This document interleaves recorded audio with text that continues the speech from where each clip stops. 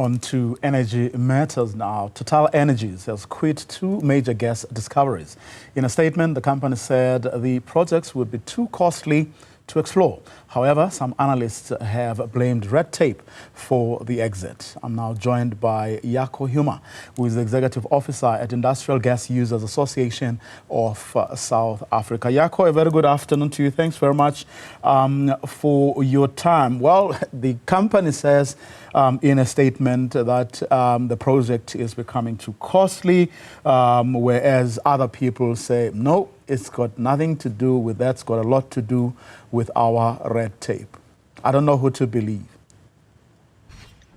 I think one can only speculate about these sort of reasons. The reality is, if you look at projects of this nature, which require significant investment at huge risk to the parties within these ventures. Now, in this case, TotalEnergies, a massive global oil company, Qatar Energy, massive oil company as well. They've opted out of this particular project. Now, it is true, and as business, we believe that business and investment flows where it flows easiest. It's like water. And in this instance, we believe that South Africa, in a manner, has scored its own goal. We're sitting in a country which is energy poverty, or that experiences energy poverty across many energy types, and natural gas is no different. We've got a significant demand for gas which far outstrips supply, and I think this project took too long to monetize.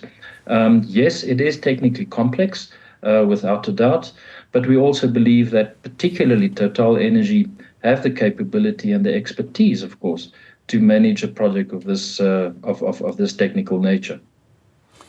Now, isn't it ironic, certainly on the back of the latter part of your response, we had in Sipongosi, the former CEO of Exxaro, someone who was close to the president, sitting in at the union buildings, dealing precisely with the red tape that has also been cited, trying to work through those issues of the ease of doing business, and so on and so forth. But here we are, $3 billion a project set to disappear.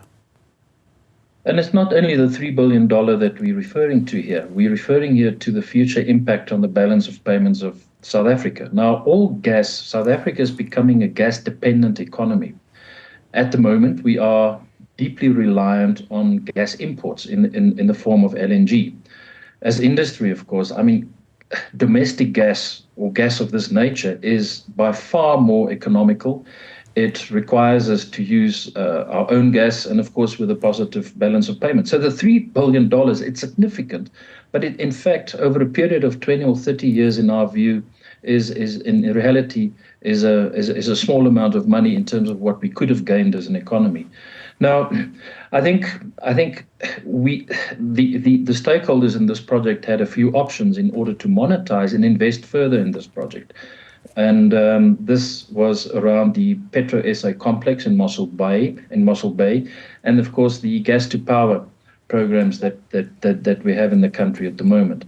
None of that actually materialized, and we could not experience the political willingness actually to move this transaction forward over the last 4 or 5 years in particular.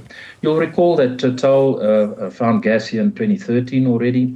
It, of course, spent a significant amount of money to make this project bankable. In 2019, it actually announced, or 2020 around that time, it announced that it is ready for production. In fact, it has applied and moved to apply for production rights. So we are so close, but yet we are far removed from making this a reality. We hope that the remaining partners, I mean, it does not mean that the project is dead, of course not, but we hope that the remaining partners can gather the momentum to push this project off the line. South Africa needs it. It is promising to know that TotalEnergies is, of course, not exiting South Africa at large. It has given up Block 11B, 12B. It has given up the prospects around 5, 6, and 7. And it is now focused on gas prospecting in the Orange Basin north on the Namibian side of the border, and then in block 3 and 4 on the South African side. So it is not that Total is exiting, but what it does, it just defers the potential to use domestic gas within the South African economy, which is desperately needed at this point in time. Just a couple of quick ones. What I just said, Jaco, the fact that Africa Energy Corporation is staying on, but does it matter or does not matter the fact that it is a holder of 10% interest currently? So what usually happens, sorry to interject, what usually happens in transactions of this type, the parties that exit transfer the rights and the shares in a project to the remaining parties. So in reality, Africa Energy, through its local partner Main Streets, now has 100% stake in this block. How it will farm these blocks out to other potential partners, or maybe hopefully other international oil companies that may express an interest in this development, remain to be seen. The problem is we're behind now, and we've lost probably about 5 or 6 years as a result of these exits and the failure to actually monetize this as a country. In our view, it remains ironic because, like we said earlier on, the demand for gas far outstrips supply in South Africa and will for the foreseeable future. Then comes the question which you partly touched on of, the future of gas exploration in our country overall. And I'm also asking this because, we import our oil and gas, as you said right at the beginning, and for a country that is planning to use more fuel to reduce our dependency on coal. Correct. So if you look at South Africa's decarbonization journey over the next 20 or 30 years, what we envisage is a world of far more dependency on gas energy, which is cleaner burning, but of course with the emergence of significant renewable energy. The two has to go hand in hand. Gas on its own can of course survive, but it's not the most environmentally friendly solution. So the moment you bring in intermittent renewable energy types, you need that flexibility, and it's only gas energy that can provide us.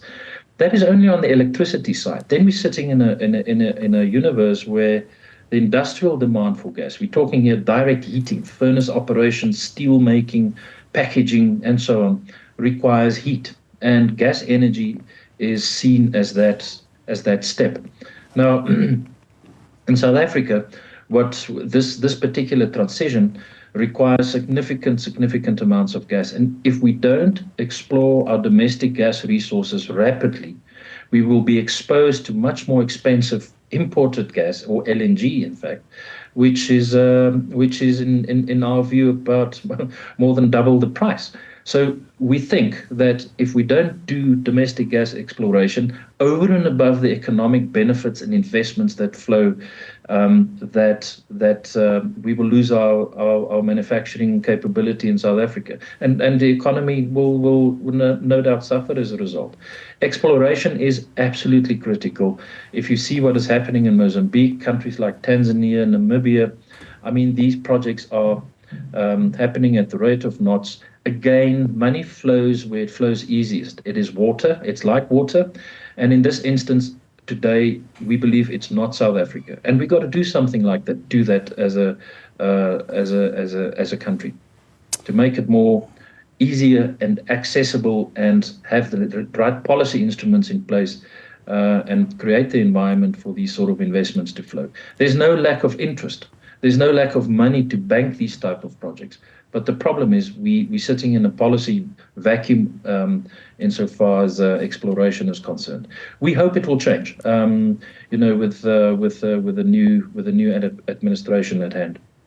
Well, only a week ago or so, the Minister of Minerals and Petroleum was adamant, as you were saying, that, gas exploration is key for economic growth, but whether, of course, they're as good as their word. Now, they're delivering on that commitment and promise is a different matter altogether. Let's leave it there, Jaco. Jaco, thank you very much for your time. Really appreciate it.